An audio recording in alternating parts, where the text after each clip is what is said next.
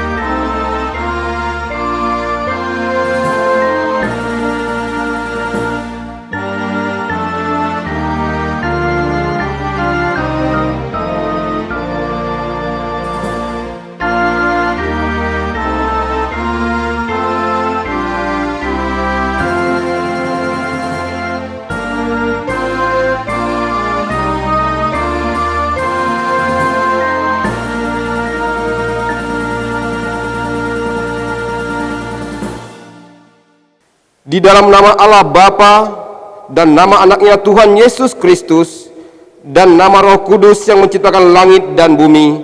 Amin. Siapakah yang boleh naik ke atas gunung Tuhan? Siapakah yang boleh berdiri di tempatnya yang kudus? Orang yang bersih tangannya dan murni hatinya. Haleluya. Marilah kita berdoa. Ya Tuhan Allah Bapa kami, kuatkanlah kami supaya jangan berputus asa apabila kami jatuh ke dalam kemelaratan, sehingga kami tidak menyia-nyiakan berkat-Mu. Ajarlah kami supaya kami jangan menggantungkan pengharapan kami kepada hal-hal yang duniawi. Perlengkapilah kami dengan iman yang teguh, agar kami bersama-sama dengan seluruh orang percaya menjadi pewaris kehidupan kekal. Dengarlah doa kami karena anak-Mu Yesus Kristus Tuhan kami. Amin. Mari kita naikkan pujian dari buku nyanyian HKBP nomor 706 ayat 1 dan ayat 2.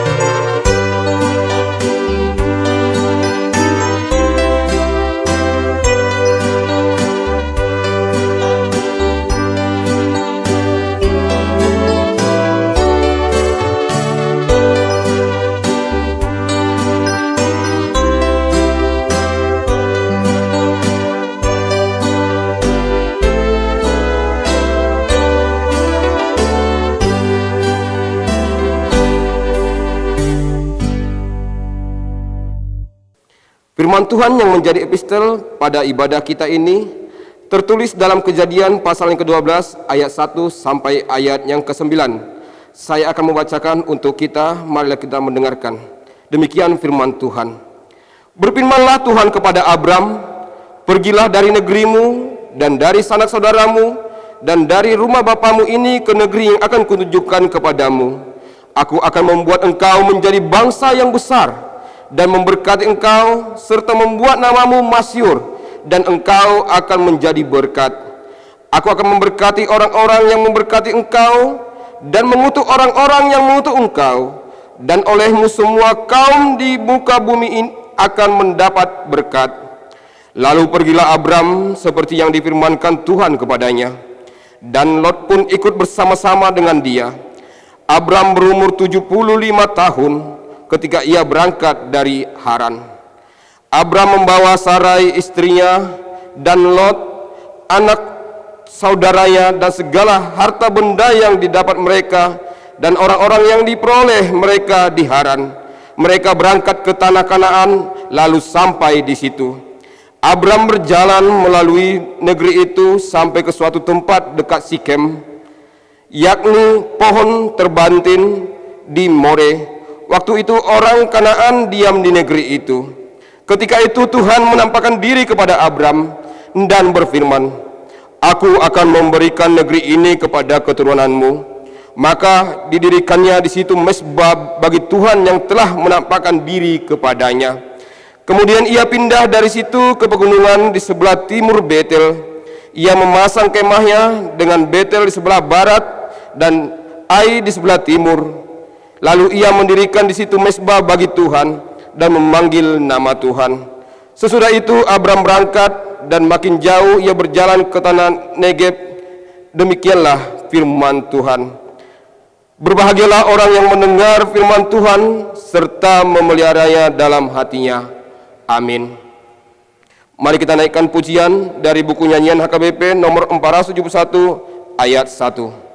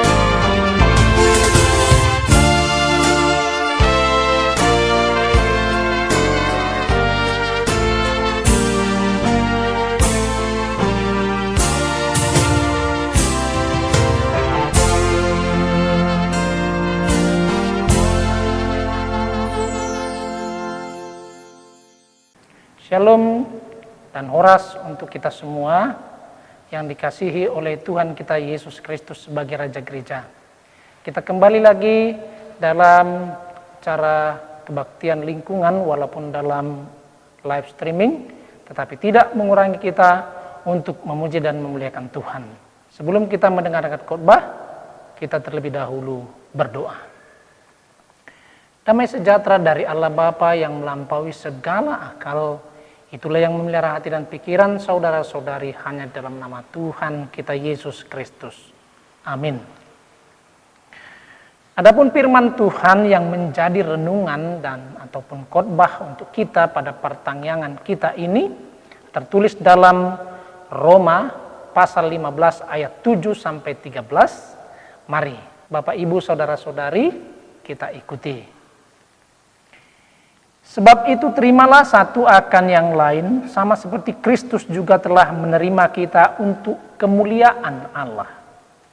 Yang aku maksudkan ialah bahwa oleh karena kebenaran Allah, Kristus telah menjadi pelayan orang-orang bersunat untuk mengokohkan janji yang telah diberikannya kepada nenek moyang kita. Dan untuk memungkinkan bangsa-bangsa supaya mereka memuliakan Allah karena rahmat-Nya, seperti ada tertulis. Sebab itu aku akan memuliakan engkau di antara bangsa-bangsa dan menyanyikan mazmur bagi namamu. Dan selanjutnya bersukacitalah hai bangsa-bangsa dengan umat-Nya. Dan lagi, pujilah Tuhan, hai kamu semua bangsa-bangsa. Dan biarlah segala suku bangsa memuji Dia. Dan selanjutnya kata Yesaya, taruh dari pangkal Isai akan terbit, dan ia akan bangkit untuk memerintah bangsa-bangsa, dan kepadanya lah bangsa-bangsa akan menaruh harapan. Semoga Allah sumber pengharapan memenuhi kamu dengan segala sukacita dan damai sejahtera dalam iman kamu, supaya oleh kekuatan Roh Kudus kamu berlimpah-limpah dalam pengharapan. Demikian firman Tuhan. Saudara-saudara yang terkasih di dalam Yesus Kristus, kekristenan bertumbuh begitu pesat di kota Roma pada saat itu. Namun pertumbuhan itu terganggu oleh karena masalah perpecahan. Salah satu masalah yang cukup tajam kelihatan di sana adalah perbedaan antara Yahudi dengan non-Yahudi. Perbedaan Yahudi dengan non-Yahudi. Orang yang kuat dan orang yang lemah. Salah satu contohnya adalah bisa kita lihat dalam pasal 14, dikatakan di sana bahwa terjadi pro dan kontra tentang makanan. Orang-orang Kristen yang berasal dari non-Yahudi berpendapat bahwa bebas untuk makan makanan apa saja. Sementara orang Kristen yang berasal dari Yahudi, mereka beranggapan bahwa tidak sembarangan untuk makan makanan dan lebih baik adalah menjadi vegetarian. Mereka saling mengklaim bahwa mereka yang paling benar, bahkan mereka saling menyalahkan, sehingga timbullah jurang pemisah antara orang Kristen di Roma pada saat itu yang berasal dari Yahudi dan juga yang berasal dari non-Yahudi, yaitu orang Yunani, orang Romawi, dan di luar orang Yahudi. Rasul Paulus mencoba menenangkan kondisi orang Kristen Roma pada saat itu dengan menekankan pentingnya kerukunan, pentingnya persatuan dan kesatuan, yaitu di mana mereka boleh saling menerima walaupun berbeda pandangan, walaupun berbeda pendapat.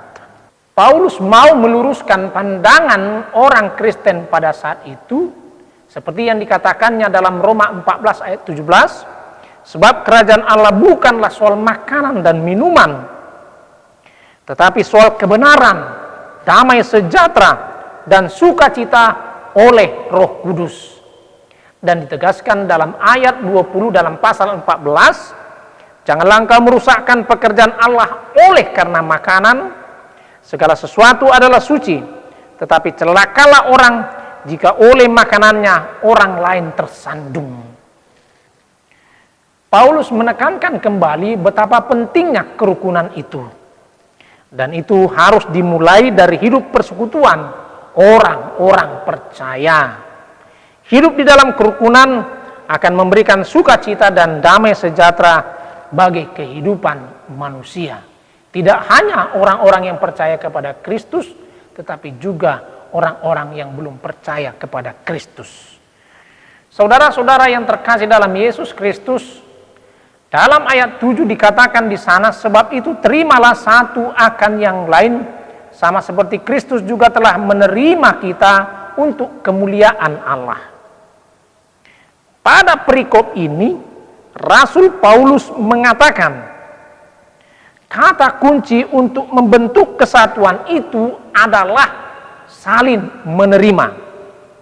Dan tentu saja tujuan menerima satu dengan yang lain atau saling menerima adalah untuk kemuliaan Tuhan. Bukan untuk kemuliaan Rasul Paulus. Tetapi jelas dikatakan firman Tuhan adalah untuk kemuliaan Tuhan. Karena itu dasar orang percaya, pondasi orang percaya untuk saling menerima dalam nats ini dikatakan ialah Tuhan sendiri, Tuhan Yesus Kristus. Kenapa? Karena Ia menerima kita dan membenarkan kita dengan kepelbagaian dosa-dosa kita dan kehidupan kita serta cara pandang kita yang berbeda-beda. Karena itu, setiap orang percaya tidak punya hak untuk membuat jurang pemisah di antara orang percaya yang telah dipersatukan oleh Kristus dan telah dipersatukan di dalam kerajaan Allah. Tuhan Yesus Kristus menerima kita apa adanya dengan kasih-Nya. Dan dengan itu tentunya kita juga menerima satu dengan yang lain dengan kasih Tuhan Yesus Kristus. Dengan saling menerima di dalam pembenaran dan kasih Tuhan Yesus Kristus, maka akan terjadi harmoni kedamaian. Ini akan memberikan efek yang baik, yaitu akan menjadi berkat bagi lingkungan sekitar kita. Suku dan bangsa akan melihat jemaat yang hidup dalam damai itu sebagai contoh yang baik untuk ditiru dan juga untuk diikuti. Dengan demikian, nama Tuhan pun semakin dipermuliakan. Ketahuilah bahwa Tuhan mengutus gerejanya, Tuhan mengutus umatnya, dan memberkatinya untuk menjadi berkat di tengah-tengah dunia ini yang penuh dengan pertikaian, dengan permusuhan, dan dengan penuh pergumulannya. Berkat yang telah kita terima dari Tuhan kita Yesus Kristus adalah anugerah keselamatan. Berkat yang berharga yang kita terima dari Tuhan adalah anugerah keselamatan di dalam Yesus Kristus, sehingga orang yang percaya kepadanya akan menerima kehidupan yang kekal. Bisa kita lihat dalam Yohanes 3 ayat 16. Hal ini akan semakin lebih baik lagi kalau kita kembangkan, kita beritakan melalui talenta-talenta yang Tuhan berikan kepada kita. Dan juga ilmu pengetahuan yang kita pelajari, keterampilan-keterampilan yang kita peroleh. Maka itu akan semakin menjadi berkat bagi orang lain. Namun bagaimana kita bisa menjadi kesaksian dan memenangkan jiwa bagi kerajaan Allah apabila di antara umat Tuhan terjadi iri hati, hotel dalam bahasa Batak, kosong teal elak nate. Terjadi perselisihan hanya karena makanan, karena masalah sepele, timbullah kebencian, ada keributan, dan saling mempertahankan ego masing-masing. Bukankah ini menjadi batu sandungan bagi orang di luar Tuhan? Bukankah tujuan kerukunan orang percaya di dalam gereja adalah supaya nama Tuhan dipermuliakan? Ada sebuah cerita mengenai Mahatma Gandhi. Dia begitu antusias terhadap Yesus, apalagi khotbah di bukit. Pada satu hari Minggu, dia bersiap-siap untuk pergi ke gereja. Lalu kemudian dengan semangat dia berangkat ke gereja. Namun ketika ia sampai di gereja, tiba-tiba salah seorang penatua dari gereja tersebut melarang dia untuk masuk dan menyarankan dia untuk pergi kepada satu gereja yang dimana di dalamnya terdapat orang-orang kulit hitam dan orang-orang seperti dirinya. Dan tentu saja kita mengetahui apa yang terjadi dalam dirinya. Ia begitu kecewa. Saudara-saudara yang terkasih, kekristenan itu adalah kasih. 1 Yohanes 3 ayat 18 berkata, bukan dengan perkataan atau dengan lidah, tetapi dengan perbuatan dan dalam kebenaran. Kita mengasihi bukan dengan perkataan atau dengan lidah, tetapi dengan tindakan nyata. Terakhir, Paulus berdoa agar dalam kehidupan orang percaya itu dipenuhi dengan sukacita dan damai sejahtera. Inilah tujuan hidup orang percaya. Dan Allah sebagai sumber pengharapan menginginkan hal itu terwujud di dalam orang Kristen. Terlebih di masa-masa pandemi COVID-19 ini, pengharapan orang Kristen tidak boleh pudar, tetapi tetap bernyala-nyala bahwa badai ini pasti berlalu. Karena kita punya Allah yang hidup sebagai sumber pengharapan kita. Damai sejahtera dan sukacita itu dapat diwujudkan bila manusia itu hidup dalam bimbingan Roh Kudus, dikuasai oleh Roh Kudus, dan dituntun oleh Roh Kudus. Dengan bimbingan Roh Kudus, manusia berdosa itu mampu berdamai dengan Allah, diri sendiri, orang lain, dan juga alam sekitar, sehingga mampu membangun hubungan baik dengan Allah sendiri, dengan orang lain, dan juga alam sekitar. Dengan damai, umat akan hidup saling peduli dan saling menerima, terlebih dalam masa-masa sulit di masa pandemi COVID-19 ini. Maka kita telah membangun persekutuan tubuh Kristus sehingga umat percaya diberkati untuk menjadi berkat. Saudara-saudari yang terkasih dalam Yesus Kristus, gereja tidak boleh menutup dirinya sendiri. Gereja juga perlu membangun hubungan antar gereja yang saling menerima, interdenominasi. Gereja masih terus bergumul untuk boleh saling menerima. Kita terus berdoa agar seluruh gereja boleh saling menerima dan pada akhirnya menjadi satu adanya. Seperti doa Yesus terhadap murid-muridnya dalam Yohanes 17 ayat 21. Suasana damai sejahtera dan sukacita tidak datang dan hadir begitu saja, tetapi menjadi tugas setiap orang percaya melalui saling menerima, sehingga terciptalah kerukunan, dan di dalam kerukunan akan tercipta kesatuan.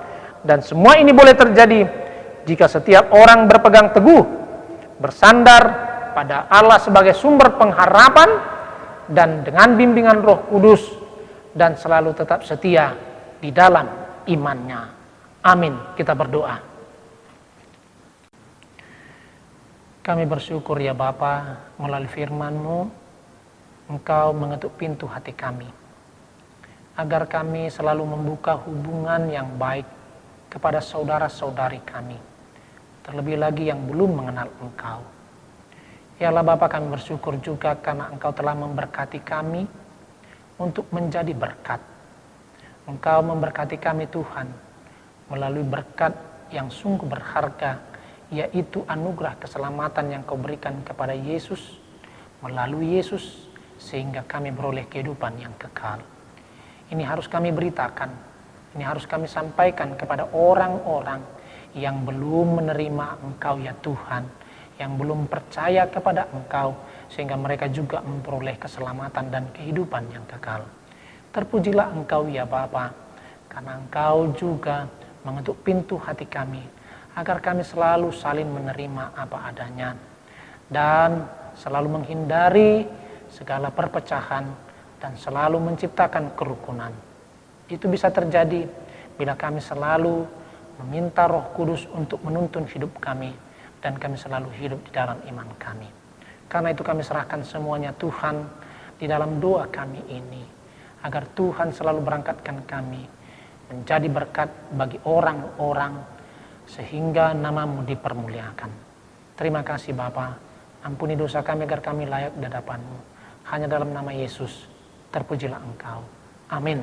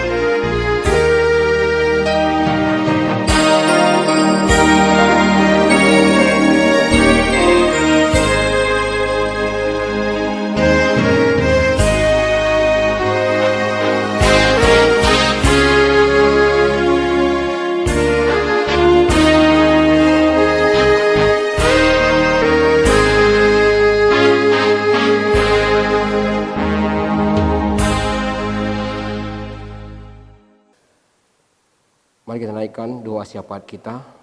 Kita tundukkan hati. Kita sama-sama berdoa. Segala puji dan syukur selalu kami naikkan kehadirat-Mu ya Bapa. Buat penyertaan-Mu dalam kehidupan kami. Buat cinta kasih-Mu yang telah kami rasakan sampai pada detik ini ya Tuhan. Engkau masih memberikan napas kehidupan pada kami Tuhan. Ya Tuhan Yesus, pada malam hari ini di kebaktian lingkungan gereja kami, HKBP Batam Center ya Tuhan. Begitu banyak doa-doa yang kami haturkan kepadamu ya Tuhan. Pribadi lepas pribadi, kami menghaturkan doa-doa kami ya Tuhan. Berkenanlah Engkau mendengarkan doa-doa kami ya Tuhan. Berkenanlah Engkau memberikan doa-doa kami ya Tuhan Yesus. Begitu juga ya Tuhan pada malam hari ini ya Tuhan. Dalam doa syafaat kami ya Tuhan, kami menundukkan hati dan memohon kehadirat-Mu ya Tuhan. Berkenan Engkau mendengarkannya Tuhan dan mengabulkannya dalam kehidupan kami ya Tuhan. Terima kasih ya Tuhan buat penyertaan-Mu pada kami ya Tuhan, terutama buat negara kami ya Tuhan Yesus. Walaupun sampai pada detik ini ya Tuhan Yesus, belum selesai musibah COVID-19 dirasakan oleh negara kami ya Tuhan.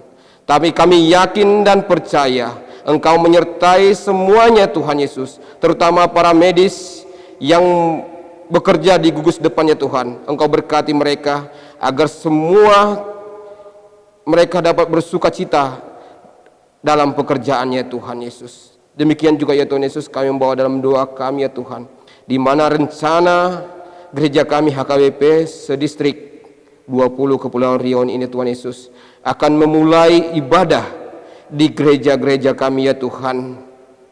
Tuhan Yesus, dimulai pada hari ini, hari Minggu ini ya Tuhan, tanggal 5 Juli 2020 ya Tuhan. Ya Tuhan Yesus, Engkau mendahului ibadah kami ya Tuhan. Engkau berkati kami ya Tuhan. Engkau berikanlah kami suatu kebijaksanaan ya Tuhan, agar lebih mengerti kami ya Tuhan untuk melakukan firman-Mu ya Tuhan. Begitu juga apapun yang akan kami persiapkan ya Tuhan Yesus, sesuai dengan yang disarankan pemerintah kami ya Tuhan Yesus dalam melakukan ibadah, wajib untuk melakukan protokol kesehatan ya Tuhan Yesus.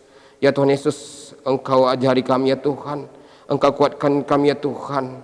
Semoga kami dapat beribadah di gereja-Mu dengan sukacita daripada Engkau ya Tuhan. Begitu juga di gereja-Mu di HKBP Batam Center yang akan kami rencanakan dimulai pada hari Minggu tanggal 12 Juli ini ya Tuhan Yesus. Ya Tuhan Yesus, Engkau berkati kami ya Tuhan, terutama buat majelis-majelis-Mu yang mempersiapkan ya Tuhan. Demikian juga buat gembala-gembala-Mu ya Tuhan. Engkau persiapkan kami ya Tuhan, untuk selalu siap ya Tuhan, melakukan sesuai dengan protokol ya Tuhan Yesus. Begitu juga ya Tuhan, buat saudara-saudara kami ya Tuhan, terutama buat anak-anak kami ya Tuhan Yesus, yang belum bisa beribadah bersama-sama kami di gereja-Mu ya Tuhan Yesus. Engkau berkati mereka ya Tuhan, walaupun mereka masih beribadah melalui online ya Tuhan Yesus. Engkau berikan sukacita kepada mereka ya Tuhan. Engkau berkati, berikan kesehatan ya Tuhan Yesus. Begitu juga buat anak-anak-Mu ya Tuhan, anak-anak kami, anak-anak gereja-Mu ya Tuhan, yang dalam persiapan memasuki tahap sekolahnya Tuhan Yesus, yang mulai masuk SD, SMP, SMA maupun masuk universitas ya Tuhan. Engkau persiapkan semua anak-anak kami ya Tuhan, agar semuanya siap untuk menghadapinya Tuhan Yesus, dengan semua kendala-kendala dalam kehidupan ini ya Tuhan Yesus. Tapi kami percaya dan yakin ya Tuhan, Engkau menemani kami, Engkau kuatkan, Engkau ajari anak-anak kami ya Tuhan Yesus, agar lebih bijaksana dalam pelajarannya Tuhan Yesus. Begitu juga ya Tuhan Yesus, buat saudara-saudara kami ya Tuhan, yang tidak bisa kami sebutkan satu persatu ya Tuhan Yesus, apabila dalam sakit penyakit Tuhan, Engkau berkati segala obatnya dimakannya Tuhan Yesus. Engkau berkati semua tangan para medis yang menangani ya Tuhan Yesus, agar semua segala penyakit bisa sembuh ya Tuhan Yesus. Demikian juga ya Tuhan Yesus, buat saudara-saudara kami yang berduka pada saat ini ya Tuhan, Engkau berikanlah penghiburan daripada Engkau ya Tuhan. Terima kasih Tuhan Yesus. Demikianlah doa syafaat kami yang kami haturkan hanya melalui anak-Mu Yesus Kristus. Kami berdoa dan mengucap syukur. Terpuji Engkau hari ini, esok, sampai selama-lamanya. Amin.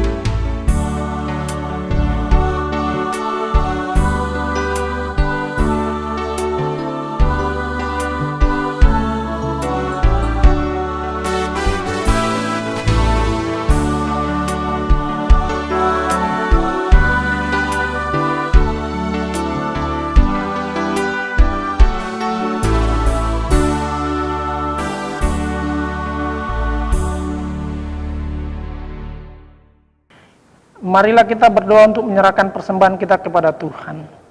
Ya Allah Bapa kami yang di surga, kami mengaku bahwa Tuhan adalah sumber dari segala karunia yang melimpah dalam kehidupan kami masing-masing. Sebagian daripada karunia itu kami serahkan kembali sebagai persembahan kepada Tuhan. Terimalah dan berkatilah persembahan umat-Mu ini agar dapat kami pergunakan untuk pekerjaan dan pelayanan kerajaan Tuhan di dunia ini. Bukalah hati kami untuk mengenal betapa banyak berkat dan karunia yang kami peroleh dari Tuhan, supaya kami senantiasa bersyukur kepadamu dalam nama Yesus Kristus Tuhan kami. Amin. Marilah kita sama-sama mengucapkan doa Bapa kami. Bapa kami yang di surga, dikuduskanlah namamu. Datanglah kerajaan-Mu, jadilah kehendak-Mu di bumi seperti di surga. Berikanlah kami pada hari ini makanan kami yang secukupnya, dan ampunilah kami akan kesalahan kami seperti kami juga telah mengampuni orang bersalah kepada kami. Dan janganlah membawa kami ke dalam pencobaan, tetapi lepaskanlah kami daripada yang jahat, karena Engkau punya kerajaan dan kekuasaan dan kemuliaan sampai selama-lamanya. Amin. Terimalah berkat Tuhan. Anugerah dari Tuhan kita Yesus Kristus, kasih dari Allah Bapa dan persekutuan Roh Kudus, itulah yang menyertai dan memberkati saudara-saudari sekarang sampai selama-lamanya. Amin.